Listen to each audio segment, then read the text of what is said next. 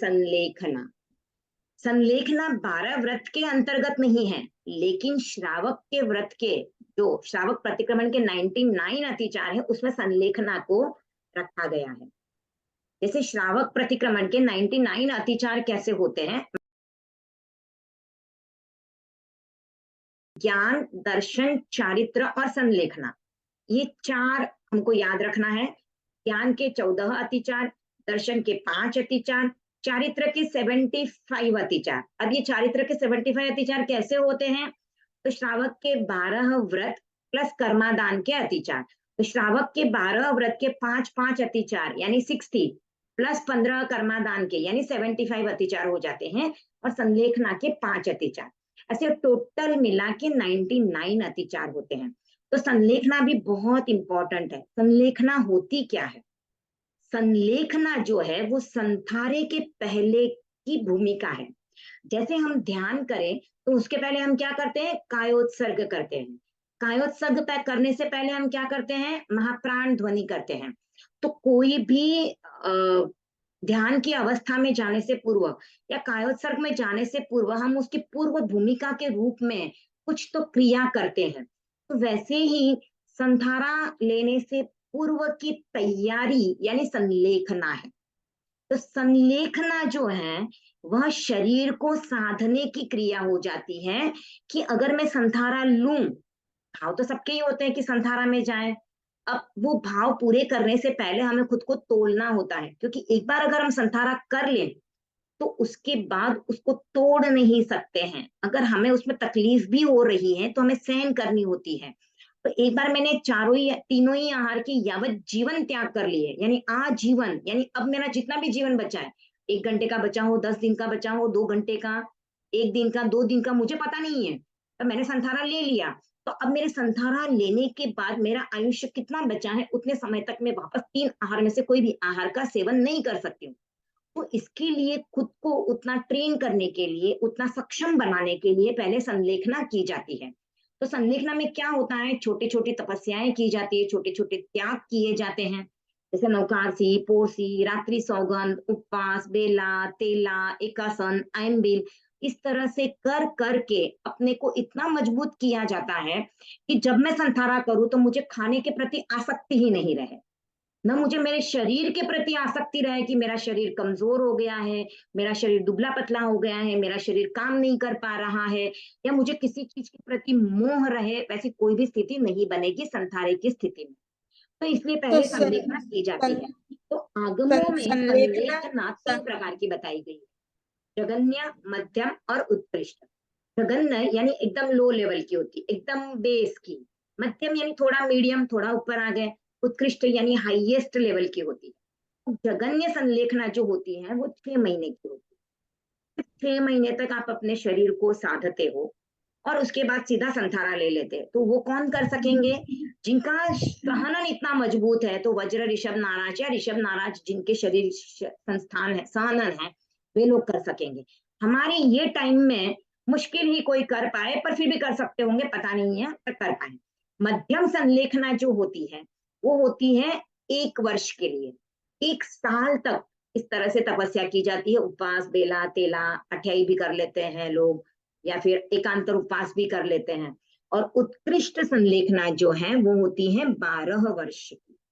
12 वर्ष की संलेखना कौन करते हैं? यू लेवल नहीं बताया मैंने, बताया लो लेवल, सबसे लोएस्ट। लोए जैसे कहते हैं ना हम लोग, लो, मीडियम और अपर लेवल, वैसे तो लो लेवल का जघन्य होता है। ये तो 12 वर्ष की संलेखना कौन करते हैं? जैसे हम उपासक दशा, आपने अगर आगम पढ़ा हो, उसमें भगवान महावीर के 10 श्रावकों का वर्णन आता है। तो 10 श्रावक जो थे उन्होंने क्या किया? 20 वर्ष तक 12 व्रत पालन कर लिए। 12 व्रत ले लिए थे भगवान महावीर से, 20 वर्ष तक उसका पालन कर लिया, और उसके बाद उन्होंने संलेखना स्टार्ट कर दी। उनका आयुष्य आया है, उनको पता नहीं है क्या नहीं है, पर वो अपनी साधना में लगे हुए थे। तो 12 व्रतों का पालन उन्होंने 20 वर्ष तक किया, फिर प्रतिमा का पालन किया, और उसके बाद संलेखना स्टार्ट कर दी। अब जो संलेखना स्टार्ट कर देते हैं 12 वर्ष की, तो 12 वर्ष की संलेखना करने के बाद उसमें जो एंड के 1 महीना होता है उसमें अनशन किया जाता है, यानी संसारा पचक लिया जाता है। तो सभी 10 श्रावकों ने 1 महीने का अनशन करके समाधि मरण को प्राप्त किया था। तो ये 12 वर्ष का जो संलेखना करते हैं उसमें पहले 4 साल, 12 को हम 3 पार्ट में डिवाइड करेंगे, 4 4 4। तो पहले 4 वर्ष में 6 विगय का त्याग किया जाता है, यानी विगय का सेवन नहीं किया जाता है। तब 6 विगय करे या 5 करे अपनी अपनी क्षमता, पर मोस्टली वो लोग 6 विगय का त्याग कर देते हैं, या फिर आयम्बिल तक करते हैं 4 साल तक। उसके बाद के जो 4 साल हैं उसमें उपवास, बेला तेला आदि किया जाता है, और पारने में नॉर्मल भोजन करते हैं, जो भी खाना है। कोई कोई इतने साधक होते हैं कि 4 महीने तक उन्होंने उपवास, बेला तेला किया, पर पारने में फिर भी आयम्बिल कर सकते हैं। इतनी जिनकी श्रद्धा हो, करने की जिनकी इच्छा हो, वो कर सकते हैं। उसके बाद 9वां 10वां जो वर्ष होता है उसमें एकांतर उपवास करते हैं, और पारने के दिन आयम्बिल किया जाता है। अब बचा कौन सा साल? 11वां और 12वां साल। तो अब 11वां साल जो बचा, 11वें साल में 2 पार्ट में डिवाइड किया। पहले 6 महीने जो है उसमें एकांतर उपवास किया जाता है। सॉरी सॉरी सॉरी, हाँ नहीं बराबर है, ठीक है।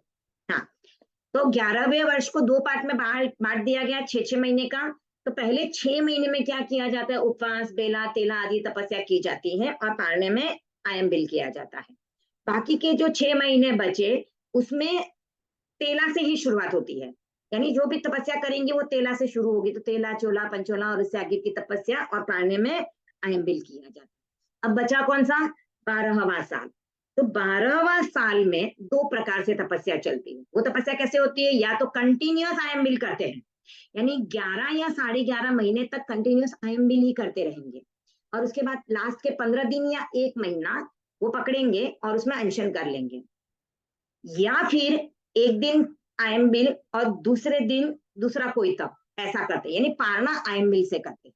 पर अंत के 15 दिन या 1 महीने में संथारा ले लिया जाता है, और उसके बाद वो समाधि मरण को प्राप्त हो जाते हैं। तो ये है संलेखना। तो संलेखना जो है, संलेखना करने के बाद संथारा लिया जाता है। अब जैन धर्म में भगवान महावीर ने हमको जीने की कला सिखाई। जीने की कला कैसे सिखाई? तो जो महाव्रतों का पालन कर सकते हैं वो महाव्रत का पालन कर ले, नहीं तो अनुव्रत ले ले, यानी 12 व्रत ले ले और जीने की कला सीख ले। यानी हम संसार में रह रहे हैं, अपने गृहस्थी का भी संचालन कर रहे हैं, उसके साथ साथ हम 12 व्रत लेके 12 व्रती श्रावक भी बन गए और धर्म की साधना भी कर रहे हैं। ठीक है, हमारा रास्ता जो है वो स्लो है। 5 महाव्रत का रास्ता जो लेंगे वो हाई स्पीड से जा रहे हैं, और हम नीचे की स्पीड से धीरे धीरे करके बढ़ेंगे। हम भी मोक्ष की साधना ही कर रहे हैं, वो भी मोक्ष की साधना कर रहे हैं, लेकिन उन्होंने हाईवे लिया है, हमने अंदर का रास्ता लिया हुआ है 12 व्रत का। पर संलेखना ये तो हो गई जीने की कला। अब भगवान महावीर ने हमें मरने की कला भी सिखाई है, क्योंकि मरना तो सबको है, एक दिन सबको जाना है, सबको पता है। जो जन्मा है वो मरेगा, जो जन्मा नहीं वह मरेगा भी नहीं, ये तो फिक्स है। अगर हमने जन्म ले लिया है तो हम धीरे धीरे धीरे, जैसे जैसे हमारे जिंदगी का एक एक दिन गुजर रहा है, हम मरने की तरफ ही बढ़ रहे हैं। तो हम मृत्यु के निकट जा रहे हैं। अब कोई बर्थडे मना रहा है, कोई 50 साल मना रहा है, कोई 60 साल मना रहा है, तो सोचिए आप क्या मना रहे हो। आप मृत्यु की तरफ जाने की अपने दिन आपके कम हो रहे हैं, अब आप मृत्यु की तरफ बढ़ रहे हो और आप उसका सेलिब्रेशन कर रहे हो। तो हमें जो, अगर हम बर्थडे मनाएं या एनिवर्सरी मनाएं तो उसमें अध्यात्म का भी प्रयोग करें। सिर्फ, ठीक है हम संसार में हैं, गृहस्थी हैं, तो परिवार के साथ सेलिब्रेट करना अच्छा है, खुशी के मौके ढूंढना अच्छी बात है, खुश रहो, साथ में रहो, तो ये भी करना चाहिए। पर साथ साथ में कुछ त्याग प्रत्याख्यान भी लिए जाए तो बहुत अच्छा होगा, क्योंकि हमारे दिन तो कम होते जा रहे हैं। तो ये हो गया कि हम मृत्यु की तरफ बढ़ने वाले ही हैं। तो अब जब मृत्यु का समय निकट आता है, हमको पता चलता है क्या?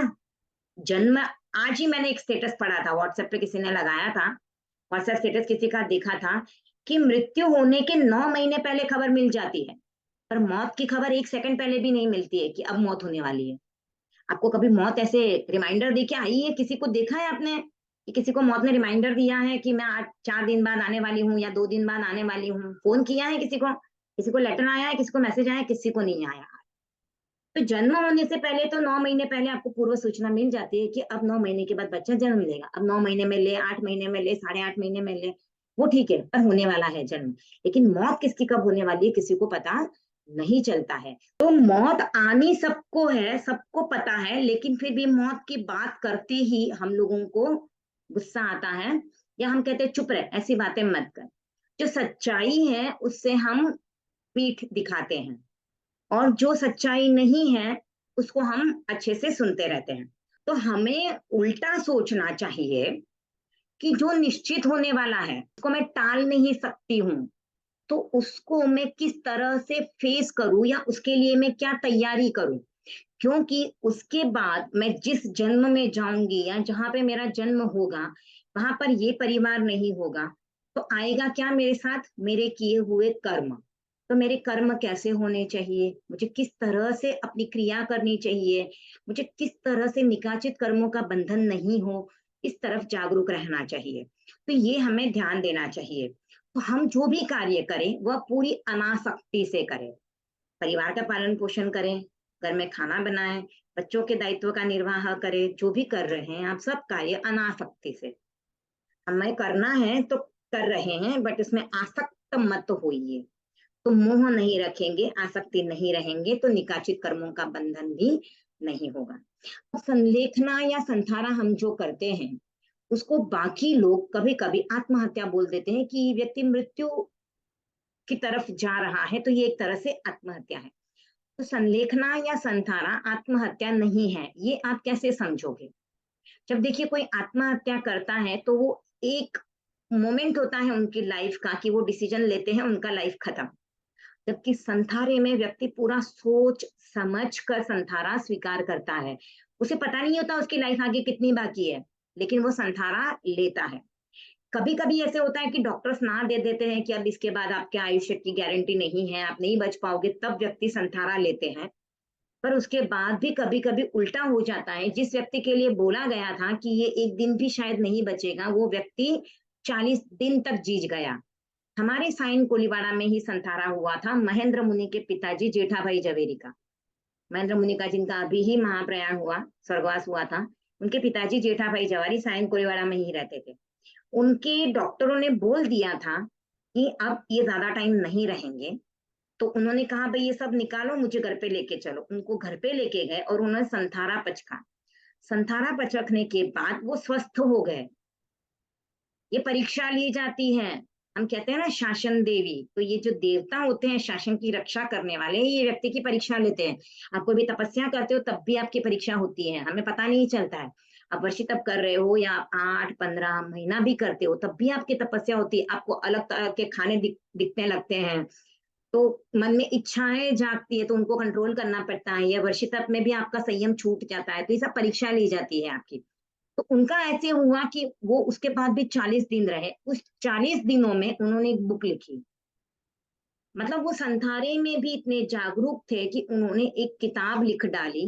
साधु साध्वियों को पढ़ाने का कार्य भी वो करते थे। उस समय पे जो भी साधु साध्वी उनके पास आया या यहाँ पे रहते, उनको पढ़ाया, समनी जी को पढ़ाया। और ये जेठा भाई जवेरी जो हैं, प्रेक्षा ध्यान जीवन विज्ञान के बहुत अच्छे साधक थे। प्रेक्षा ध्यान जीवन विज्ञान की वजह से उनका बहुत नाम हुआ है हमारे धर्म संघ में। और महेंद्र मुनि तो उनके घर से दीक्षित थे ही। उनके बेटे रश्मि भाई जवेरी, अरुण भाई जवेरी, ये भी प्रेक्षा ध्यान के प्रति पूरे समर्पित हैं। तो ऐसी ऐसी घटनाएं भी सुनने आती है कि संथारा ले लो, उसके बाद आपका स्वास्थ्य अच्छा हो जाता है। और फिर व्यक्ति के मन में ऐसा आ सकता है, अरे मैंने संथारा क्यों ले लिया, मैं तो ठीक हो गया। तब उस संथारे का क्या होगा, तो तब भी वह व्यक्ति उस संथारे को पूरे समभाव से पूर्ण करता है। तो ये संथारे और आत्महत्या का फर्क है कि आत्महत्या एक मोमेंट का वीकनेस है, उस समय पे व्यक्ति तुरंत अपने आप को खत्म कर लेता है। आत्महत्या में भी व्यक्ति अपने आप को खत्म करता है, और संथारे में व्यक्ति अपने आप को खत्म करने के उद्देश्य से संथारा नहीं करता है। उसका उद्देश्य क्या होता है कि मृत्यु तो आने ही वाली है, मैं कुछ करूंगा या नहीं करूंगा तो भी मृत्यु आने वाली है, तो मृत्यु के मैं खुद बुलावा दूंगा कि आ, मैं तुझसे डरता नहीं हूं, मैं तुझे फेस कर सकता हूं, और मैं तुझे, तू आएगी तो भी मैं कमजोर नहीं पड़ूंगा, मैं निर्जरा करूंगा, अपने कर्मों को काटूंगा। इस उद्देश्य से संथारा किया जाता है। तो इतना डिफरेंस है आत्महत्या और संथारे में। दूसरा डिफरेंस और ये आता है कि आत्महत्या जब व्यक्ति करता है तो परिवार के लोगों को पूछ के नहीं करता है, अकेले में करता है। जिसने भी आत्महत्या की है, देख लीजिए, किसी ने भी किसको बुला के या न्योता दे के की है कि आज मैं आत्महत्या करने वाला हूँ, आ जाओ मेरे घर पे, कोई नहीं करता है। लेकिन संथारा करने वाला सबको बुलाता है, गांव के लोगों को, घर के लोगों को, चारित्र आत्माओं को, सबको बुला के गुरुदेव की आज्ञा लेके संथारा किया जाता है। तो इसको हम आत्महत्या कैसे कह सकते हैं? तो ये आत्महत्या नहीं है, बट ये मृत्यु को आमंत्रण देना है कि मैं तुझसे डरता नहीं हूं। तो इतना डेयरिंग करने वाला व्यक्ति आत्महत्या करने का तो कभी सोच ही नहीं सकता है। तो जो आत्महत्या करते हैं वो कमजोर होते हैं, कायर होते हैं, वे जिंदगी का सामना नहीं कर पा रहे हैं, उनके सामने मुश्किलें आई हैं, उनका सामना भी नहीं कर पा रहे हैं, इसके लिए उनको ये इजी तरीका लगा कि खुद को खत्म कर लो तो परेशानियां खत्म हो जाएगी। जबकि उनको ये नहीं पता होता है, जो भी आत्महत्या करता है उसको ये पता नहीं होता है कि यहाँ पे जो भोगने का छोड़ के गया है वो आगे के जन्मों में कहीं ना कहीं उसको मल्टीप्लाई होके भोगना ही पड़ेगा। तो ये उसको पता नहीं है, इसके लिए वो ऐसा कदम उठाता है। बाकी तो हम क्या करते हैं, जिनको भी पता होगा कि यहाँ पे अगर कोई बुरी स्थिति आई है, हमें भोगनी है, और हम इसको अगर यहाँ पे भोग लेंगे ना तो हमें आगे नहीं भोगनी पड़ेगी और मल्टीप्लाई नहीं होगी। तो इसीलिए हमें इस शरीर को पोषण देना है। ये शरीर किस लिए है? श्रृंगार करने के लिए, नाच गाना करने के लिए, घूमने फिरने के लिए, इसके लिए शरीर नहीं है। शरीर इसके लिए हमें मिला है कि हमें इससे कर्मों को काटना है। हमने जो पहले कर्म बांधे हुए हैं उनको काटने के लिए हमें शरीर मिला है। तो हम इस शरीर को इसलिए टिकाए रखें कि मुझे ये कर्म काटने में सहयोगी बना है, ये मुझे सहयोग देगा, क्योंकि आगे की गति क्या होगी मुझे नहीं पता है। पता नहीं मैं तिर्यंश में जाऊं, पता नहीं मैं नरक में चली जाऊं, पता नहीं मैं देवगति में चली जाऊं। अभी तीनों जगह पे जाके मैं मनुष्य गति के जितना धर्म कर पाऊंगी क्या, उतने कर्मों को काट पाऊंगी क्या? देवगति और नरक गति में तो पॉसिबल ही नहीं है कर्मों को काटना। तिर्यंश गति में फिर भी पॉसिबल है, पर तिर्यंश गति में मैं कौन सी गति में जाऊंगी? एक इंद्रिय में गई तो, इंद्रिय में गई तो, इंद्रिय चतुरेंद्रिय में गई तो भी पॉसिबिलिटी नहीं है। अब पंचेंद्रिय में भी मैं जाऊं तो मुझे कहाँ सहयोग मिलेगा, कहाँ मुझे जाति स्मरण ज्ञान होगा, कहाँ मैं व्रत करूंगी तो भी मनुष्य के जितने कर्मों को नहीं काट पाऊंगी। तो इसीलिए मनुष्य जन्म को कहते हैं दुर्लभ है। 9 घाटी पार करने के बाद हमें ये मनुष्य गति मिलती है। 9 घाटी कौन सी? तो 5 एकेंद्रिय, द्विंद्रिय, त्रिंद्रिय, चतुरेंद्रिय और तिर्यंच पंचेंद्रिय, ये 9 घाटी जब मैं पार करती हूँ तब मनुष्य पंचेंद्रिय का भाव मुझे मिलता है।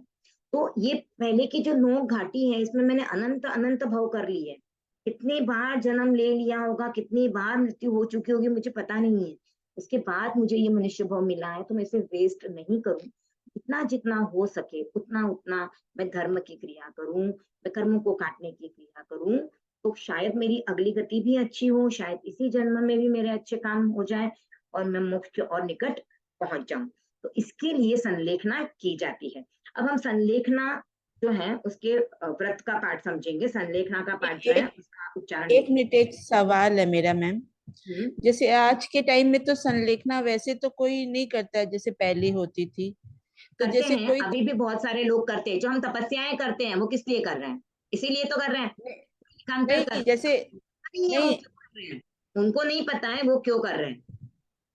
नहीं नहीं जैसे उसको तो ये कर लिया 8 5 10 समझ ली, लेकिन ऐसे 1 साल तक कंटिन्यू 2 साल तक ऐसे तो नहीं करते हैं नहीं, ना। तो एक वो एक तो जैसे क्या होता है, वो उसके लिए करते हैं क्योंकि अब उनको संथारा लेना ही है, उन्होंने अपने जीवन में सब नहीं, कुछ कर लिया था। अब जैसे कोई संथारा के पहले जिनकी तपस्या चलती है, समझ लीजिए 10 दिन की तपस्या है, फिर संथारा कोई लिया है कंटिन्यू में, तो वो फिर संलेखना में आ जाता है क्या?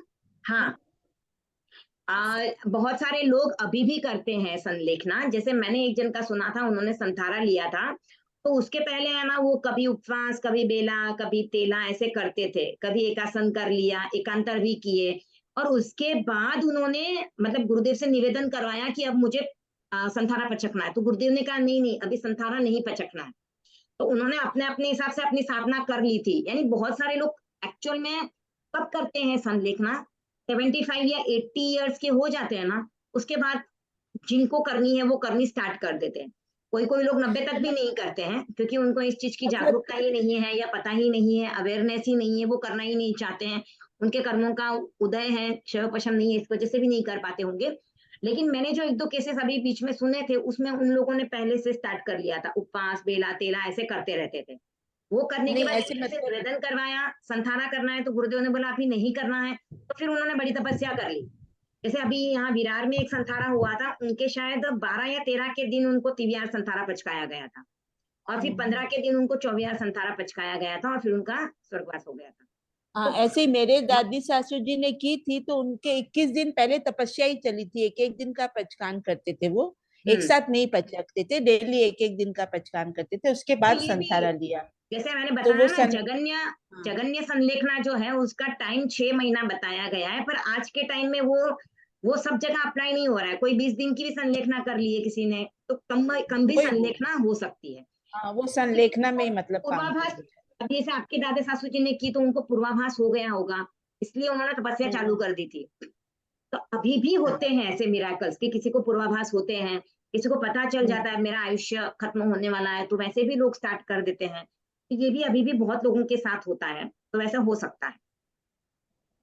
ठीक है ना। तो अभी जैसे मैंने बताया, अभी आपको बताया विरार में जो संथारा हुआ था, तो उनकी दादी जी ने आके उनको सपने में पूर्वाभास दिया था कि अब तू कर ले अपना काम। तब उन्होंने फिर वो अपनी तरह से संलेखना शुरू की थी, उपवास, बेला तेला, कभी एकासन करते थे, कभी आयम्बिल कर लिया। और रात्रि सौगंध तो उन लोगों के बहुत टाइम से चल ही रहे होते हैं। अभी तो हम लोग तो रात्रि सौगंध की तरफ भी ज्यादा इतना ध्यान नहीं देते हैं, पर पुराने लोगों का तो फिक्स रहता था कि रात्रि सौगंध भी करते थे, एक निश्चित एज के बाद उनके रात्रि सौगंध स्टार्ट हो भी जाते थे। हम तो अभी भी, हम तो उससे भी, और क्योंकि टाइम के साथ तो हम तो बस वही है कि भाई रात को ध्यान नहीं हमसे नहीं होते, रात के सौगंध या नहीं कर रहे हैं, और फिर कहें तो हमारे तो कर्मों अंतराय कर्म का उदय है, इस वजह से भी नहीं कर पा रहे। जिससे मनोबल मजबूत होगा, भले कुछ भी हो, इधर का उधर हो जाए, भले बर्थडे हो, घर के सब लोग खाते हो तो भी हम नहीं खाएंगे, जब हमारा इतना मनोबल मजबूत होगा। तो हम सबके लिए कामना करते हैं कि सबका मनोबल उतना मजबूत हो कि हम भी अपनी साधना करते रहे घर में रहते हुए। ठीक है, तो चलिए रेखा शुरू जी, कर। हाँ, विरार के मदन जी फुल फॉर्म करते हैं क्या? मदन जी फुलफगर नहीं, ये थे डांगी। अच्छा, डांगी जी। ओके। मदन जी फुलफगर ने, उनकी भी साधना चल रही थी, पर तपस्याएं चलती नहीं, रहती थी, पर संलेखना किया था उन्होंने, संथारे में किया गए था। थे हाँ, वो। वो तो वो बहुत बहुत इस चीज में उनको बहुत नॉलेज था।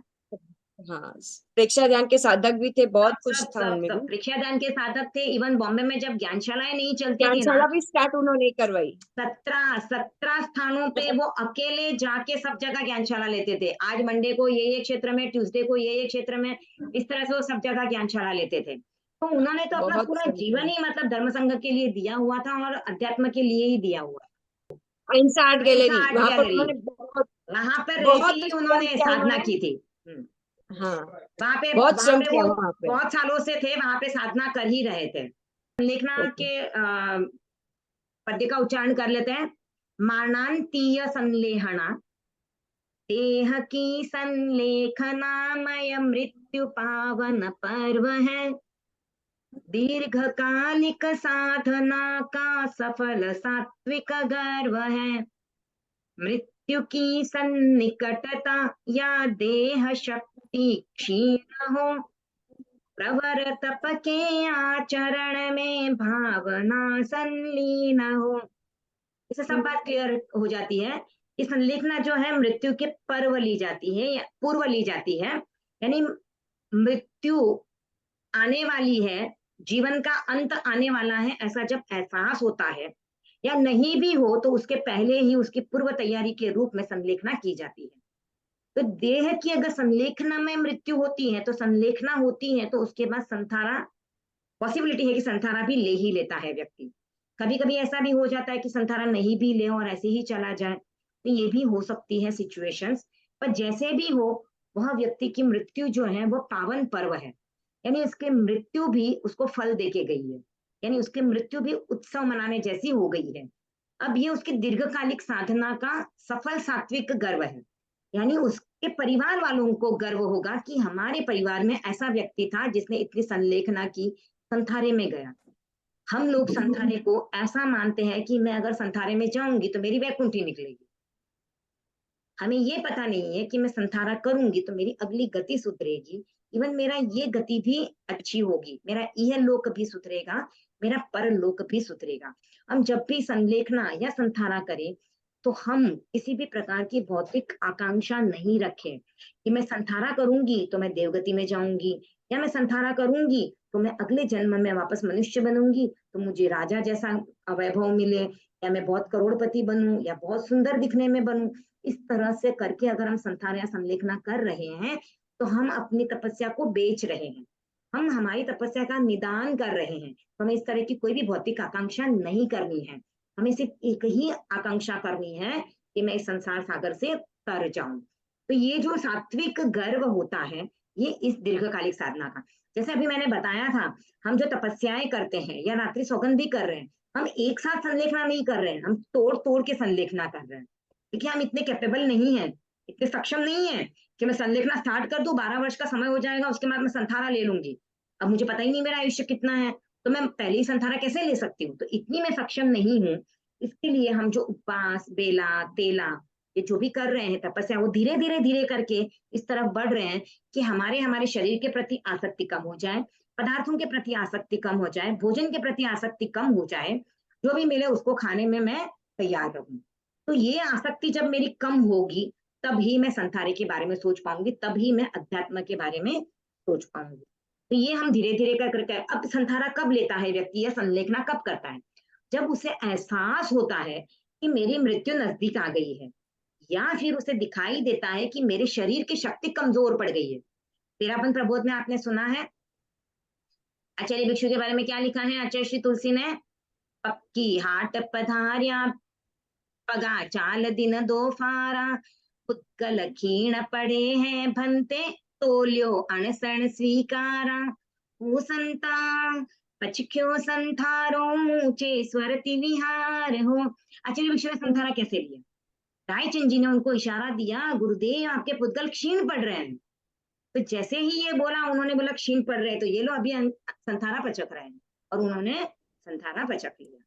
तो पुद्गल क्षीण पड़ते हैं या शरीर की शक्ति कम होती है या फिर मृत्यु की सन्निकटता दिखाई देती है, उस समय पे संलेखना की शुरुआत करते हैं या डायरेक्ट संथारा भी ले लेते हैं। पर उसके लिए बहुत स्ट्रॉन्ग मन होना चाहिए, क्योंकि मैंने शायद किन्हीं श्रावकों की घटनाओं की बुक पढ़ी है, उसमें ऐसे हुआ कि वो पिताजी ने अपने बच्चों को कह के रखा था कि अगर तुम लोगों को लगे कि मेरी मृत्यु निकट आ गई है तो मुझे संथारा पचका देना। अब वो उनकी शारीरिक स्थिति ठीक नहीं ही चल रही थी, पर बेहोश हो गए थे, और जैसे ही बेहोश हुए तो उनके बेटे ने सोचा नहीं नहीं अभी इनका तो अंतिम कार्य लग रहा है, तो संथारा पचका दिया। अब संथारा पचकाने के बाद वह व्यक्ति होश में आया, होश में आया और डॉक्टर ने कहा कि अभी ये ठीक है, अब क्या करें? अब बेटा बोलता है पिताजी मैंने तो आपको संथारा पचका दिया। तो पिताजी ने बोला पचका दिया तो वापस पचका दे, अब जो होगा वो देखा जाएगा।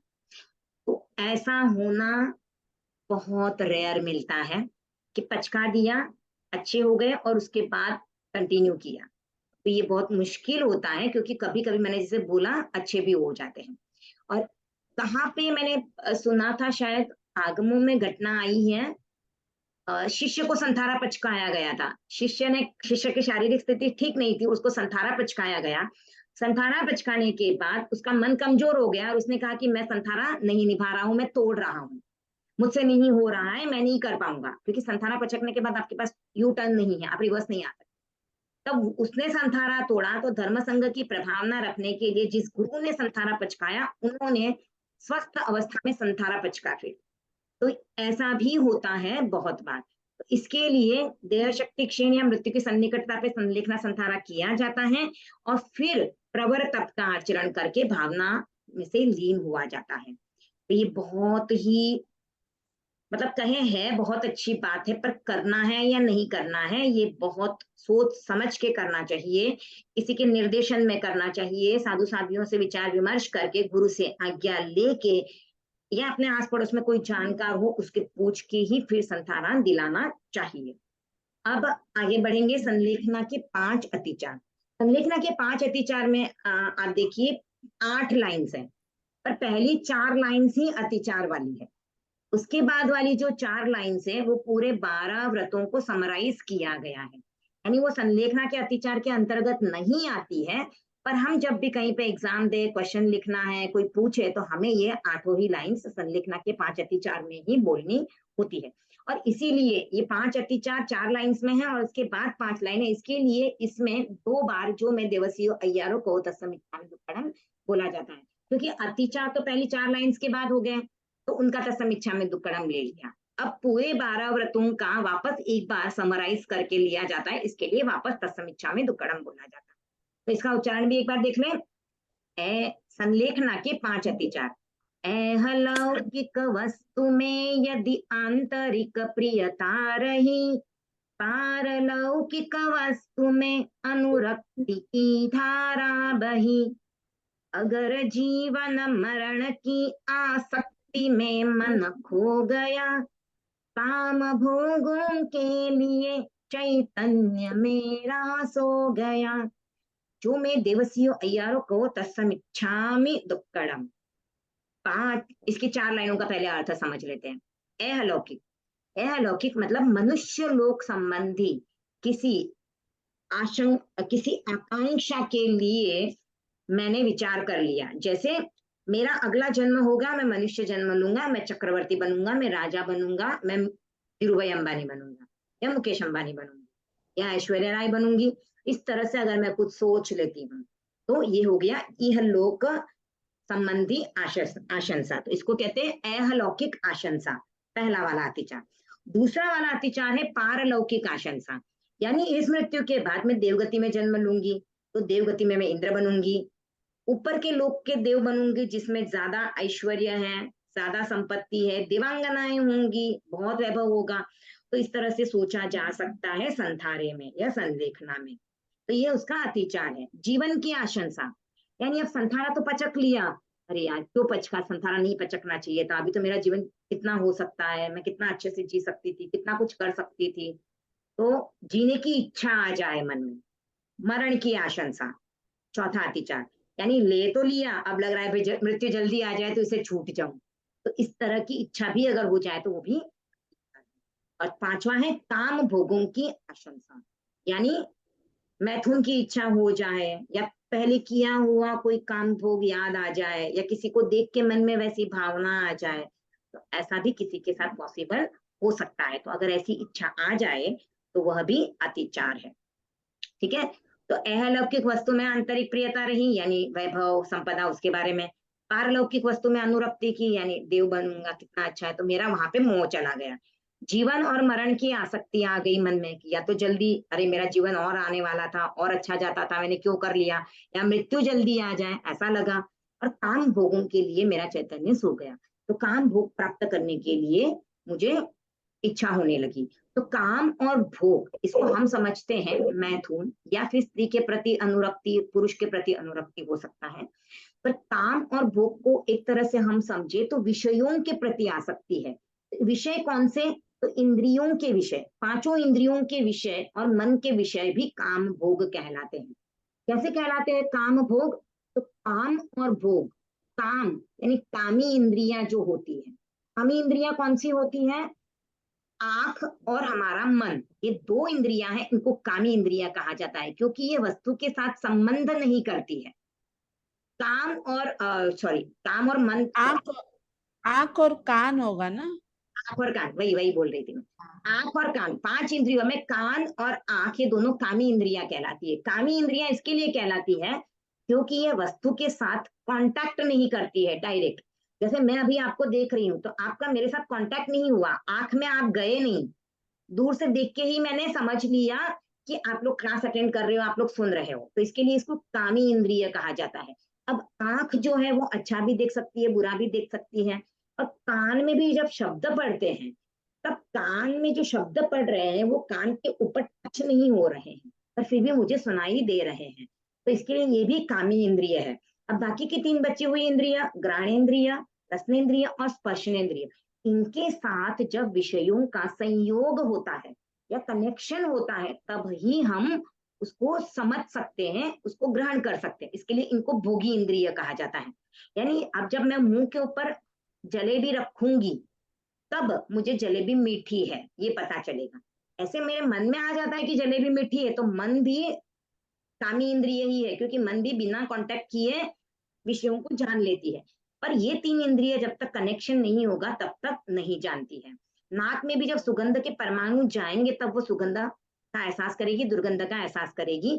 और स्किन के साथ कोई अभी लगा ठंडा तो ठंडा लगेगा, गर्म कुछ लगा तो गर्म का टच पता चलेगा, कोई हार्ड वस्तु लगी तो हार्ड का हमें टच पता चलेगा। तो ये 3 भोगी है। तो इसके लिए काम भोग का ऐसे तो मीनिंग निकलता है अब्रह्मचर्य का सेवन या फिर कामुक चेष्टाएं। पर एक तरह से अगर हम देखें तो इंद्रियों के सभी विषय काम भोग के अंतर्गत आ जाते हैं। अब बाकी की 5 लाइंस का उच्चारण देखते हैं।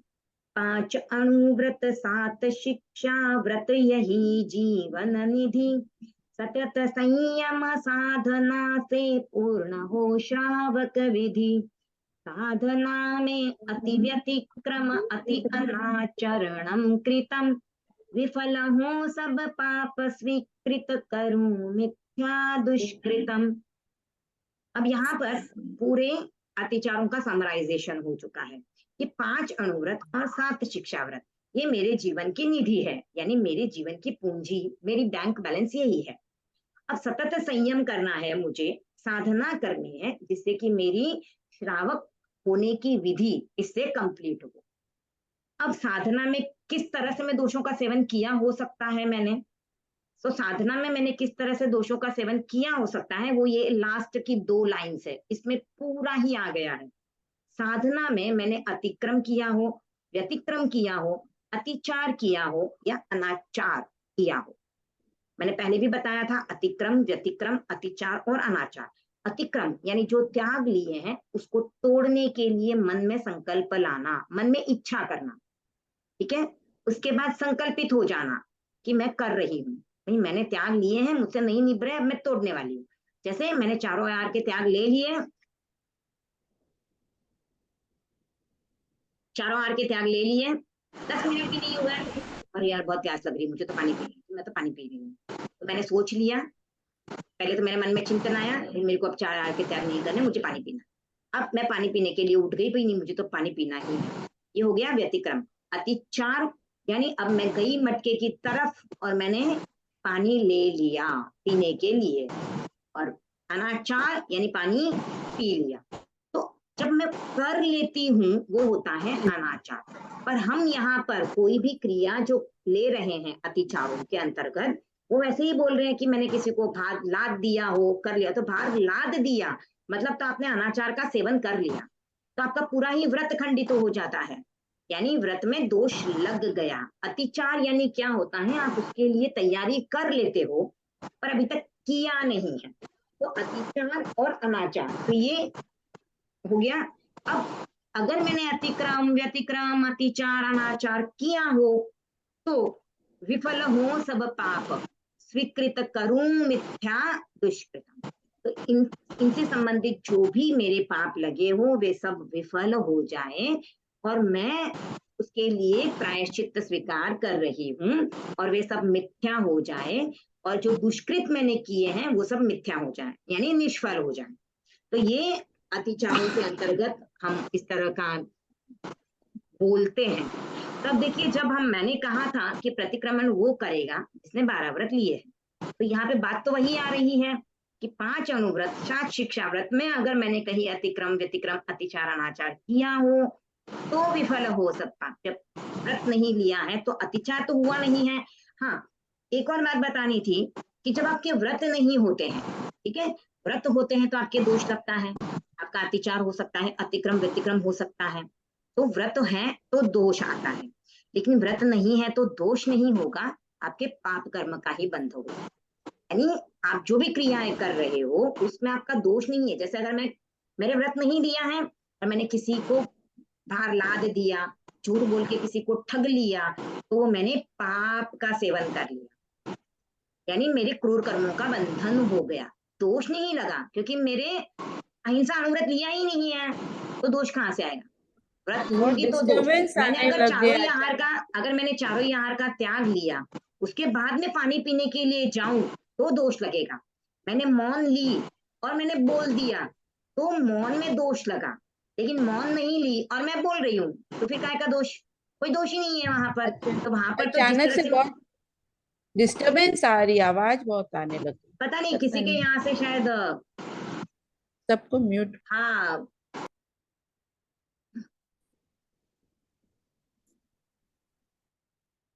हम्म। तो ये बात समझिए कि अगर मैं मौन नहीं ली हूं, मौन नहीं लिया है मैंने और मैं बोल रही हूँ, तो क्या मेरे मौन टूटने का आया जब मैंने मौन लिया ही नहीं है? तो फिर क्या हो रहा है, जैसे नॉर्मली मैं खुली हूँ, अव्रत में हूँ और मेरे दोष लग रहे हैं। मेरे दोष क्या, मैं अव्रत में हूँ, खुली हूँ, कोई मेरे व्रत है ही नहीं है, तो जो मेरे पाप कर्मों का बंधन हो रहा है वैसे ही हो रहा है। लेकिन मौन मैंने ले लिया, अब मेरा व्रत शुरू हो गया, और तब अगर मैं बोलती हूँ, तब मेरे दोष होता है और उसका मैं प्रायश्चित्त ले सकती हूँ। इसीलिए हमें व्रत लेना है। जो सागारी संतारा लेते हैं तो उसमें कैसे पचकते हैं कि अगर पाप इसी 18 बीच मैं काल कवलित हो जाऊं तो यावर जीवन, मुझे देख देख, एग्जैक्टली अच्छा नहीं पता अच्छा है। हुआ तूने पूछा, मेरे से ये स्किप हो गया था, मैं बताना भूल गई थी। मैंने बोला ना, एक डाउट पूछता है ना तो बहुतों को पता चलता है। चलिए, सागारी संथारा जो लेते हैं, जैसे मैं आपको त्याग दिलाती हूँ, 1 घंटे तक चारों यार के मैं त्याग दिलाती हूँ, तो उस समय पर मैं क्या बोलती हूँ? 1 घंटे तक देव गुरु धर्म की आज्ञा से चारों यार के सुखे समाधि त्याग है। उसके बीच में यदि काल आ जाए तो यावत जीवन त्याग है। ठीक है? तो ऐसे हम लोग बोलते हैं, शायद मैंने ये बोला नहीं है आप लोगों को, सिर्फ त्याग दिला के छोड़ दिया। तो कैसे त्याग करना है? 1 घंटे तक देवगुरु धर्म की आज्ञा से चारों यार के सुखे समाधि त्याग है। उसके बीच में अगर मुझे काल आ जाए तो यावत जीवन के लिए त्याग है। यानी समझो मैंने 1 घंटे का त्याग लिया, उसके बीच में मेरी मृत्यु हो जाए तो मेरे सब चीजों का त्याग हो गए। अब रात को सोने से पहले भी आप सागारी संधारा कर सकते हो। जब आप सोने के लिए जाते हो, उस समय पे आपको सिर्फ ऐसे बोलना है, हाथ जोड़ के, आहार शरीर उपधि, पचखु पाप अठार, मरण पाऊं तो वो सिरे, जीऊं तो आगार। बस इतना ही बोलना है। आहार शरीर उपधि, पचखु पाप अठार, मरण पाऊं तो वो सिरे, जीऊं तो आगार। यानी अगर मैं मर गई तो सब कुछ गया, मैंने छोड़ दिया, 18 पाप भी छोड़ दिए, आहार भी छोड़ दिया, शरीर भी छोड़ दिया, और जितनी भी उपाधियां थी, भावनात्मक बीमारियां, मानसिक बीमारियां, शारीरिक बीमारियां, सब छोड़ दी। तो अगर मैं मर गई तो वो सिरे सब गई, और अगर मैं जी गई तो सब आगा रहे, यानी मैं फिर जग गई तो सब चीज करने के लिए खुली हो गई। इस तरह से बोल के आप सो सकते हो। समय याचना सूत्र और जीव योनि भी आपको बोल के सोना चाहिए।